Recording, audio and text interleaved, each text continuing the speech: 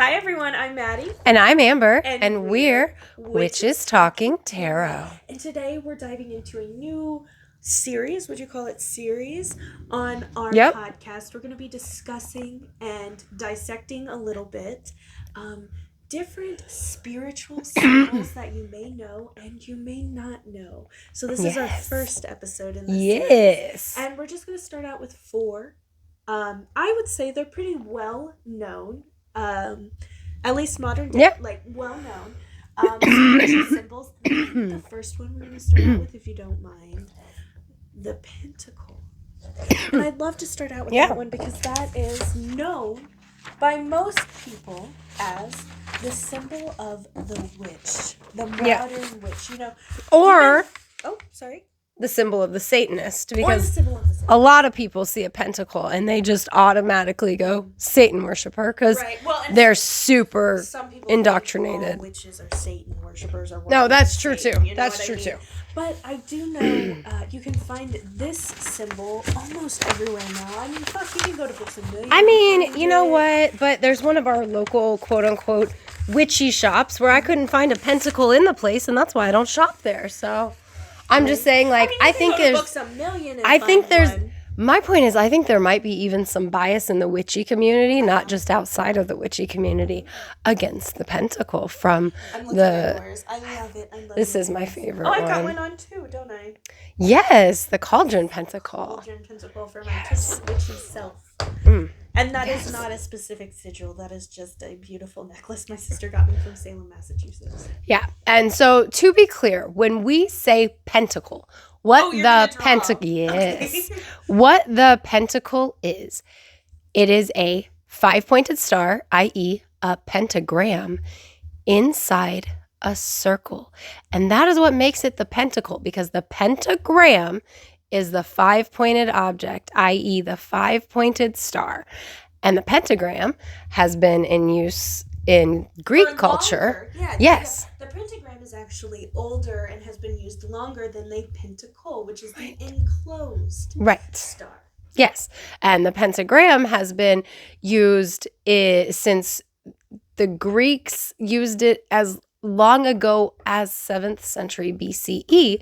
But the pentacle that we are familiar with as the witch's symbol has been in use since the mid-1500s by the Hermetic Order of the Golden Dawn. Was the first place that it was seen in use.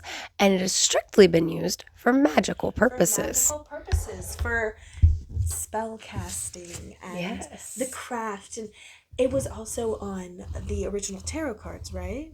Or not the original ones? Yes. No. Pentacles are one of the original suits of the minor arcana. Yes. So this is very important in the witchy community, especially in the modern witchy community, for a number of reasons. And here is the pentacle. There you go. You can see it. And it's not reversed. There are reversed pentacles, but we're going to be strictly... It is the inverted pentacle, but it is not a pentagram, because I had the misconception that when inverted, that is when it was the pentagram versus the pentacle, but that's not the case. When it's inverted, it's just an inverted pentacle. Right. So the thing in modern witchcraft, the pentacle can represent earth, air, fire, and water. And spirit, the 5 points. And the circle represents the oneness of it all, right? So like all of it has a representation in the magical practice. But furthermore, it is used for protective purposes by a lot of witches. It's also used for protective purposes in witchcraft, like actual spell work. That's where it originated, was usually as a platform for spell work to happen on within a triangle, the summoning triangle used in the Golden Dawn, or the Hermetic Order of the Golden Dawn. But quite often we see it worn around the neck as well. But it's also located on mini altars. Well, for workings, for doing spell workings, because like that's where it originated. Yep, I do. It's It looks like my oldest, but it's not. It's my newest. It's just the outline because COVID happened. But I would say, like, you could find this pinnacle on altars. You can find this pinnacle on a witch.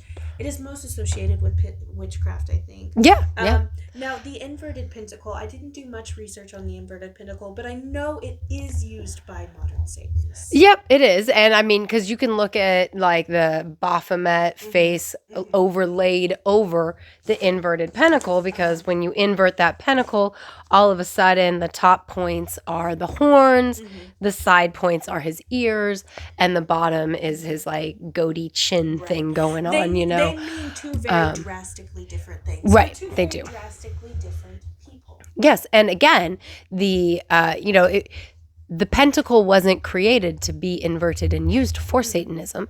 The pentacle was created as a magical workspace, because all of the elements as well as spirit are included in oneness within that circle. And I think that's like one of the biggest takeaways about the pentacle to have, but also, do know, I personally thought it was a more ancient symbol than it is. Yes, a 5-pointed star has been around for as long as somebody could figure out how to make a 5-pointed star, right? Anybody could put it in a circle. I found my first pentacle that I ever drew, and it was in like kindergarten or first grade. And I found it in a box of stuff my mom gave me in my old shit. You know what, say that, and I have to say, I think people who are drawn to the craft, or maybe not all people, but there are certain people that really are in tune. My first pentacle was when I was in the 2nd grade, and it was on a watch. It was a beautiful purple watch with a pentacle, and I was wearing it around. That's my cool. Mom got really pissed off and was like, "That's a pentacle, give it to me." Again, uneducated on what a pentacle actually is. Unfortunately. Which is why we're making this episode. Yes. And that's not the first time the symbols of the craft came to me throughout my years. I was actually in a thrift shop, and I believe I was in like the 3rd or 4th grade. This was a couple years later. I found The Witch's Bible by... Who was that by? Not Aleister Crowley, I don't think. But it was by... Is it by the guy that came up with Wicca? Maybe... Buckley? Raymond S. Buckley? Raymond Buckley did not invent yoga. Well, no, but I just was thinking like maybe it was written by... It was one of the well-known Wiccan people. Because I was just thinking again, like that sounds like a very Raymond S. Buckley title. You know what I mean? Yes. Like... So it was either him or it was one of the well-known Wiccan authors. Yeah. And again, my mom took it from me and got really pissed and was like, "Those people are going to hell, blah, blah, blah." And it never occurred to me to put those into perspective and be like, okay, the craft has been trying to reach out to me my entire life. Because I don't believe in coincidences. Yep. Nope. I get it. Because like I have been on this path, I believe, since I was preconceived. Yes, absolutely. But on the topic of symbols, we've got the pentacle. Which one do you think we should do next? So I think it's natural to move into the triple moon design, which when you search triple moon, triple goddess comes up like every time. Yeah.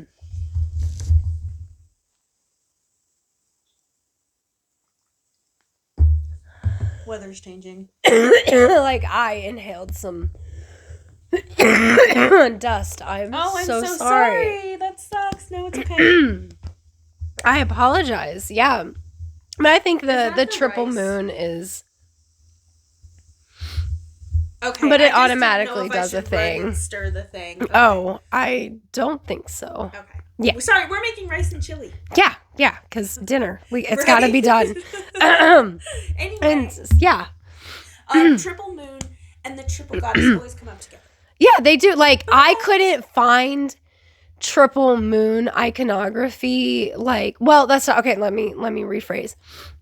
When I Google searched triple moon symbology or symbols or the origin of the symbol, it always came like Google interpreted my question as triple goddess, right? Instead. It is so together. Well, because in neo-paganism, that's where we get the triple moon symbol from. So we're going to start now and go backwards with the triple moon. The triple moon that we are aware of, where it has a full moon and you have a crescent moon facing outward on each of either side of the full moon. That is from the 1940s. A guy named Robert Graves or Groves originally conceptualized that for Wiccan practice. However, even though I cannot find ancient quote unquote depictions, because I looked at old reliefs of the triple goddesses, because since everything that I Googled came up triple goddess, when I tried to find triple moon, I was like, okay, I'll look at all those ancient reliefs, like the wall reliefs that they had on temples and stuff. None of them that have the three goddess images, whether it's Celtic or Greek of what I found, or even like the way older ones that are like completely degraded and stuff, like none of them had a moon association. None of them had a moon on it. The newer ones, they all do, I do want to say a little disclaimer here. Just because it's more of a new type symbol doesn't mean it's any less powerful. Yeah, because there's, it has ancient roots. Yeah, right, because I truly believe, because I've always thought that the triple moon symbol that we have with the outer facing crescent moons on either side of the full moon, I always thought that was weird because the points should face toward the moon. And as I showed Maddie earlier, I found a monolithic carving. So from prehistory. I know. Amber's got one on her wall. I do. I love them. But on this is prehistoric, not caveman necessarily, but it's right after caveman. Yeah, it's monolithic stone carvings, and it was a circle that had concentric circles in the middle that very much looked like a full moon to me.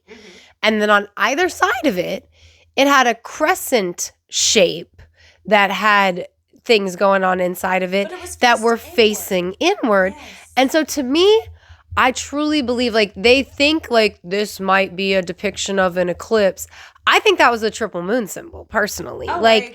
And now, I absolutely agree. Because maybe it's because I am predisposed to that and thinking it was an older symbol per se than it perhaps is. But again, I've always thought that they should be facing in. Yeah, I don't believe in coincidences. And to find an ancient symbol that is a triple moon in the way that I think the triple moon should be anyway, I think it's not an eclipse. I think it's a triple moon.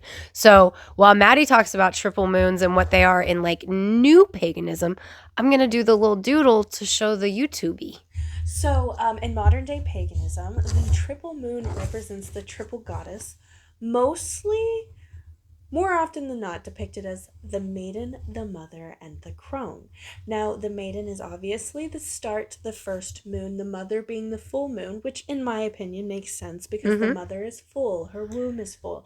And then we have the crone. And the crone, the moon is growing with the maiden, right?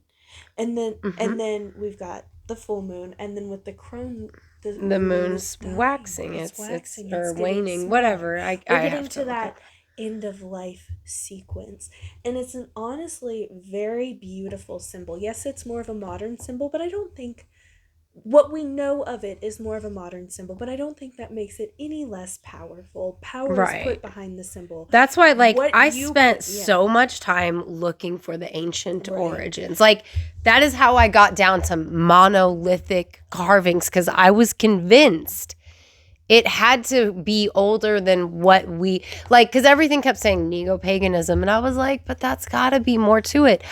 Well, I mean, let's use the cross as an example. It's a newer symbol in religion. Older than the fucking, than the triple moon, but it is a newer symbol in religion. It wasn't used before BC or whatever. Right. So it is newer, but it's still very powerful. And I feel that way about the triple moon. It's newer, but it's still very powerful and very important to people. And so if you're not on YouTube, feel free to go over there and like and subscribe so you can see my little doodles. So this is the triple moon, and this is the monolithic but monolithic stone carving that I swear to me looks like a triple moon. So anyway, if you want to see the little doodles, go over to YouTube and like and subscribe, and then you can see more things. I don't usually doodle, as you guys know if you listen. But I thought for this, like for the symbols episode, because like symbols episodes, maybe. We'll right, yeah. Amber, you don't usually doodle. What are you talking about? You're the artist of the thing. Well, I mean, Amber makes the most amazing paintings, and I think her Etsy shop is still open. It is, and I have color changing mugs now, which I'm excited. I'm gonna have to buy. Yes, maybe, and when you put coffee in, like they're much better than the symbols. Yeah, no. Yeah, no. These are doodles. They're not the same as the paintings, and thank you for that. I appreciate it. I do. So I had to use enjoy. my phone to open this because I'm like, I'm going to say the wrong one. You know. So the next two symbols we have. Do you mind if we start with this one? Since this is when I looked it up. Would you like to pronounce it? The triskele or triskelion. I love this symbol. Yeah, and it essentially means 3 legs. It is 3 spirals that are all interconnected at one point, or it is sometimes depicted as 3 connected legs, like for the flag of the Isle of Man, which we have a listener in the Isle of Man. So, hey thanks for listening. We appreciate you. What were you seeing that you were like, what? Oh, I was just saying this is not the one on Charmed. No, but that is the megalithic one that I was looking for earlier, that I was trying to show you, to say, like, of all the symbols that we're looking at, the triskelion or triskele is definitely like the oldest, because it is all over monolithic or megalithic stone carvings. So it's safe to say this is definitely a pre-Christian symbol, and it's a pre-Christian Europe symbol, right? So it's like yes, yeah. It's like everywhere, right? So I wouldn't even know to say that one's like the triskele is European. Yes, it's European, but I bet if you look at Native American carvings, like, you'll find it. Like, because of the nature of the fact that, like, prehistoric man was making the triskele. Are you going to try and draw this one? Yeah, yeah, I'll do this one. The triquetra is going to be the worst. Disclaimer up front. But the triskele is like draw it like a penis, and then... Yeah, I'm so bad at the triquetra. Trust, I've tried. But the triskele is interesting because you can find it all over the place. You can find it in Slavic, you can find it in Celtic, you can find it in Norse, you can find it in Greek. You can probably find it every fucking where. It's most likely, as far as being spread through what is our culture, started with the Celts, because you can find it in the Pictish stuff. It probably went from the Celts to the Norse, as well as going from the Celts to the Greek, and or it might not have gone from the Celts to them, because it's so common. Just the spiral. The spiral is life. It's life. That's how I see it. Like, but it represents so many things. Right. Being, like just the path. Yeah. The spiral and the path. Right. That's how I depict it. And it represents interconnectedness. It represents balance. Yeah, the wheel keeps on turning, but it also represents, like, most of the time now, obviously hand-done things are always going to have, like, slight variations. Right? But most of the time, like, the spirals generally are, like, the same size. They have the same amount of lines. And there's, like, a balance and a harmony to the way the triskele is created. And it represents those balances that we need within ourselves, like spiritual, physical, and mental health. There's a good balance. I want this on a hat, like a beanie. That's fucking perfect. I love it so much. That's our next sticker. I swear to God, triple moons just sketched out by hand. No, I love it. I want it on a hat, like they a beanie or something. Kill me inside with no erasing whatsoever. Although this one It's almost like the God symbol and the triple moon. It's not I bad. actually It's like not this bad. one. Yeah. What I like about it is the rawness of it, and I would absolutely wear that shit, like on a hoodie or specifically a hat. Right. All right. I feel I'm gonna that. be quiet for a minute and give Amber time to like focus while she's drawing. And again, you can see these drawings on our YouTube. Don't forget to like and subscribe. Maybe we'll take a little picture of Amber holding it up and it can be on our Instagram, but I don't know. Amber's got to agree to that. I do not mind. Like a little kindergartner holding up the, you know what I mean? Of that. Look what I did, did, mommy. Like, oh my god, that's a lot better than I could have done. Amber, that's Dude, good. I thought that is way better than I thought I could freehand. But this is a triskele or triskelion. There it is. Okay. That's actually really good, Amber. Thank you. Really like, good. let me tell you that I've been trying to freehand this shit for fucking years, though. So, it, though. It's hard. Symbols, right? They are symbols, and like they're. Oh, that was me. Sorry. No, it's okay. But like, they're symbols that they represent a connectedness and a balance, and I love that because it's all connected, right? And balance is needed to appreciate that. Maybe I think maybe I don't know. It just makes me think. You know what I mean? I don't know. What do you think about the triskele or triskelion? I think that I love it, first of all. But if you really look at it, it's so much more than what it actually is. And I'm not even high. But I'm like, could it be DNA itself? I mean, look at the twists. I get that. I get that. Because, like, you say that, and again, I was thinking about the fact that, like, yeah, it's used everywhere. And, like, one thing that I read, because I was reading about it in the Celtic lore, or not Celtic lore, but from a Celtic perspective versus a Greek perspective. And the Celts are the ones that are, and the Norse also, give it this implication of balance and the spiral of life, representing the threefold of life, right? Whereas the Greeks, you know, to them it represents movement and it's often in like Greek vases. Yes, and coins and money. So prosperity, right? Because why would it go on money if it's not a prosperity thing, right? But that whole movement and that forward motion, and that actually makes me think of growth as well, although I don't remember reading that. But the fact that the brief changes in the way that it's depicted, right? So a spiral versus a leg. And you take it differently because of the spiral versus the leg. Yeah. You know what I mean? I think that's very interesting because, you know, since this is such an ancient symbol, it's going to mean different things in different places because different things matter everywhere. Like, what matters here isn't what's going to matter halfway across the world. You know what I mean? I hear you. Yeah. And we're up to our last thing we'll be discussing, which is the triquetra. Okay. Yes. Spelled a little weird with a Q, not yes, a C. It and is. This is an ancient symbol that predates Christianity in Europe. This one's a Celtic one. It's also known as the Trinity knot. Now, this can be used in Christianity and paganism, modern paganism, ancient paganism. We all know why. We won't get into that.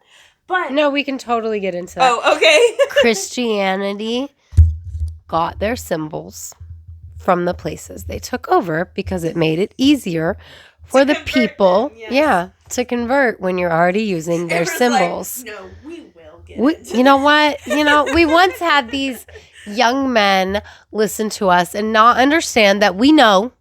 We just thought we didn't have to say it every fucking episode, but we were actually revisiting that.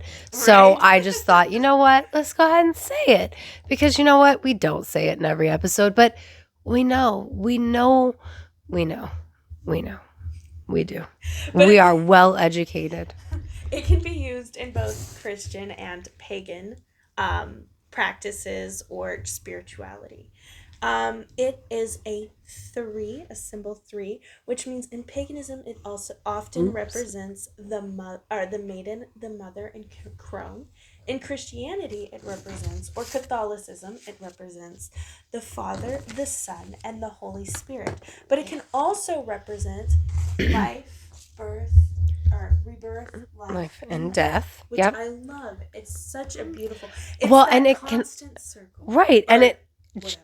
right. Well, it's the continuity piece, and it's the continued, like there's no end. It represent, that's where Almost like like that rebirth comes in, you know. whatever sign, infinity sign. Right. Exactly. It's very much like it's a Celtic infinity sign, and this one definitely is Celtic. The first depictions of it come from the Pictish people, which we talked about way back in season 1 when we did our episode about the green children of Woolpit.